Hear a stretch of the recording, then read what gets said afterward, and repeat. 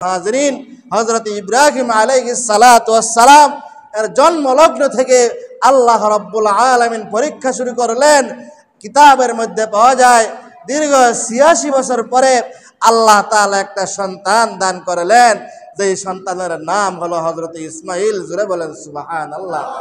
ভাইয়েরা আমার, আল্লাহর খলিল হযরত ইব্রাহিম আলাইহিস সালাতু ওয়াস সালামকে আল্লাহ রাব্বুল আলামিন দীর্ঘ ৮৬ বছর বয়সে একটা সন্তান দিলেন, যেই সন্তানের নাম হলো হযরত ইসমাঈল।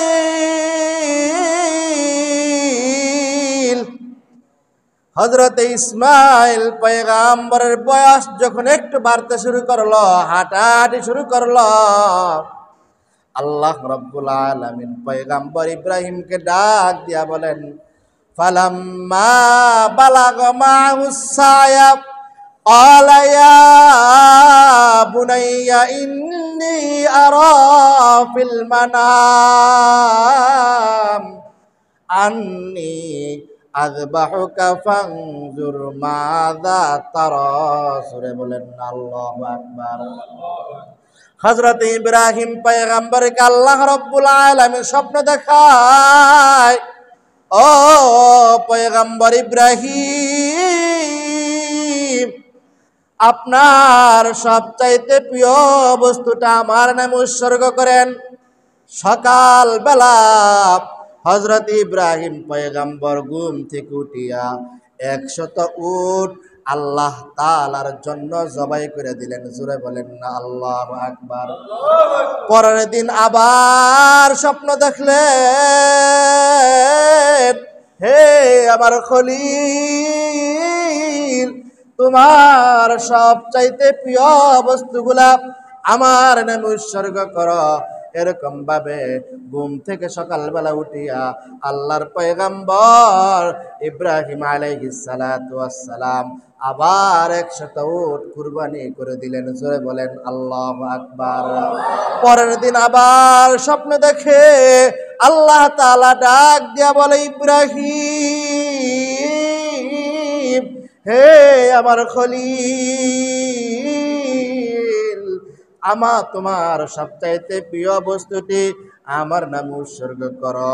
পরের দিন আল্লাহর পয়গম্বর হযরত ইব্রাহিম আলাইহিস সালাতু ওয়াস সালাম ১০০ উট আল্লাহ রাব্বুল আলামিনের সন্তুষ্টির জন্য জবাই করে দিলেন। জোরে বলেন আল্লাহু আকবার। চতুর্থ দিন আবার এই স্বপ্ন দেখে আল্লাহর পয়গম্বর হযরত ইব্রাহিম আলাইহিস সালাতু ওয়াস সালাম এবার চিন্তার সাগরে ডুব দিলেন।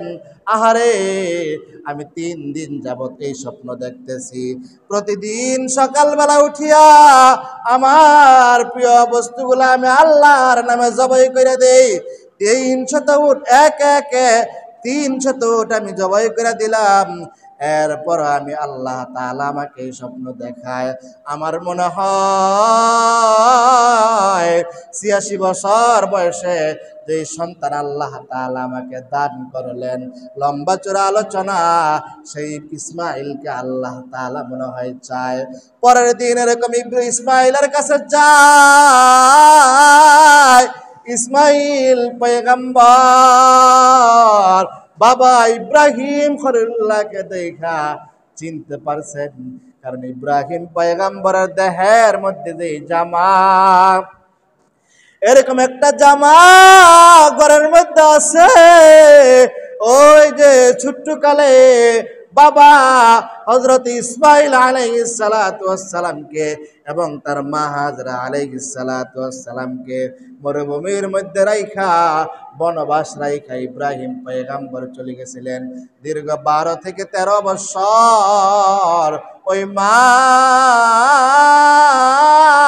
বাবার জামার সাথে কেমন জানি মোহাব্বত প্রকাশ করতেন, বারবার চুমু খাইতেন। ইব্রাহিমের দেহের মধ্যে এরকম একটা জামা ইব্রাহিম পয়গম্বর ইসমাঈল পয়গম্বরকে জন্মলগ্ন থেকে শুরু করে এই পর্যন্ত মাত্র কয়েকবার সাক্ষাৎ হয়েছে। এই মনে মুহূর্তে আমার আল্লাহ চাইতেছে, ইব্রাহিম তুমি তোমার সবচাইতে প্রিয় বস্তুটা আমার নামে উৎসর্গ করো। জোরে বলেন না আল্লাহু আকবার। ভাইয়েরা আমার, ইব্রাহিম পয়গম্বর বাড়ির মধ্যে যায়, হাজরাকে ডাক দিয়া বলে, ও হাজরা, আমি একটু বেড়াইবার জন্য যাব, ইসমাইল আলাইহিস সালাতু ওয়াস সালামকে একটু সাজুগুজু করে দাও। ইসমাইল আলাইহিস সালাতু ওয়াস সালামকে সাজুগুজু করে দিলে বাবা ইব্রাহিম খলিলুল্লাহ ডান হাতে সন্তানকে ধরিয়া মিনার প্রান্তরে রওনা হয়েছে। কিতাবের মধ্যে পাওয়া যায় রাস্তার মধ্যে 3 জায়গায় শয়তান বাধা দিল। ওদিক দিয়ে হাজরা আলাইহিস সালাতু ওয়াস সালামকে শয়তান বাধা দিল।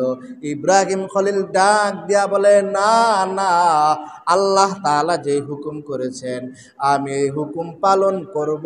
জোরে জোরে বলেন না আল্লাহু আকবার। ভাইয়েরা আমার, রাস্তার মধ্যে প্রকাশ্য শয়তান 3বার বাধা দেওয়ার পরেও বিন্দু থেকে বিন্দু পরিমাণ, চুল থেকে চুল পরিমাণ, আদনা থেকে আদনা পরিমাণ আল্লাহর খলিল পিছপা হয় নাই, সামনে অগ্রসর হয়েছেন।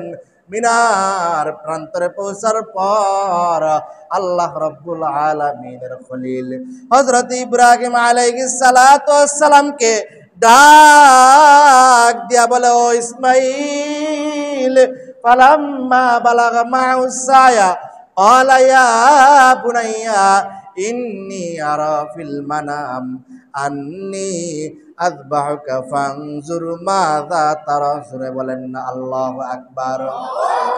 মিনার প্রান্তরে বাবা তার সন্তানকে ডাক দিয়ে বলতেছেন, হে কলিজার টুকরা সন্তান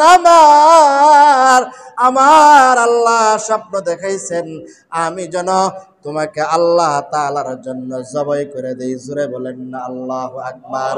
সন্তান আমার দ্বিধাহীন চিত্তে নিষ্কম্প কণ্ঠে জবাব দেয়, আলায়া আবাতি ফাআল মা তুমার সাতাজিদুনি ইনশাআল্লাহ, ইনশাআল্লাহু মিনাস সাবিরিন। সন্তান বাবাকে ডাক দিয়া বলে, আব্বাজান, আপনার স্বপ্ন এটা হইল নবীদের স্বপ্ন, হইল ওহী। সুতরাং কলায়া আবাতি ফাআল মা তুমার, আব্বাজান আপনি যে স্বপ্ন দেখেছেন এই স্বপ্ন অতি তাড়াতাড়ি বাস্তবায়ন করেন। জোরে বলেন না সুবহানাল্লাহ। ছেলের ভিতরে কোনো চিন্তা নাই, বাবার মধ্যে কোনো পেরেশানি নাই। আলায়া বাতি ফাল মা তুমার, আব্বাজান আপনাকে যে হুকুম করা হয়েছে, আপনি হইলেন আল্লাহর খলিল,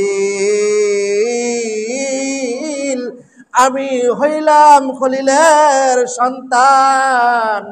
আব্বাজান এখানে দেরি করা যাবে না, ও আব্বাজান আপনার কার্যক্রম শুরু করে দেন। তাফসীরের কিতাবের মধ্যে পাওয়া যায় কলিজার টুকরা সন্তান ডাক দিয়া বলে, আব্বাজান আপনি যখন আমাকে জবাই করবেন তখন কিন্তু আমার হাতগুলো একটু ভালোভাবে বাইধা নিয়েন, আমার পাগুলো একটু ভালোভাবে বাইধা নিয়েন বাবা, আর ছুরিটা একটু ভালো করে ধার দিয়ে নিয়েন। ও বাবা, আমার চেহারাটা নিচের দিকে দিয়েন, যদি বরাবর জবাই করতে গিয়া আমার চেহারার সাথে আপনার চেহারা মিলা যায়, আমার চক্ষুর সাথে আপনার চক্ষুর দেখা দেখি হয়, তাহলে ছেলে হিসাবে আপনার প্রতি আমার মায়া লাগবে, বাবা হিসাবে আপনার প্রতি আমার মায়া লাগবে। আপনি আমারে দেখেন না, আমার চোখগুলো একটু বাইদা দেন, আপনিও আপনার চক্ষুগুলো একটু বাইদা নিয়েন বাবা। কারণ যদি চোখের সাথে চোখের মিল হয়ে যায়, বাবার সন্তানের প্রতি মায়া মহাব্বত সৃষ্টি হবে, সন্তান বাবার প্রতি মায়া মহাব্বত সৃষ্টি হবে। সুতরাং বাবা যেন আল্লাহ তাআলার হুকুম পালন করার ক্ষেত্রে কোনো বাধা সৃষ্টি না হয়, এই জন্য আপনি এই কাজগুলা কইরা নেন। সাতাজিদুনি ইনশাআল্লাহু মিনাস সাবিরিন। বাবা আপনি অবশ্যই অবশ্যই আমাকে ধৈর্য ধারণ করার অন্তর্ভুক্ত পাবেন। আব্বা আমি আমার জীবনের বিনিময়ে আমি ধৈর্য ধারণ করব। জোরে বলেন সুবহানাল্লাহ। ইয়া এলাহি।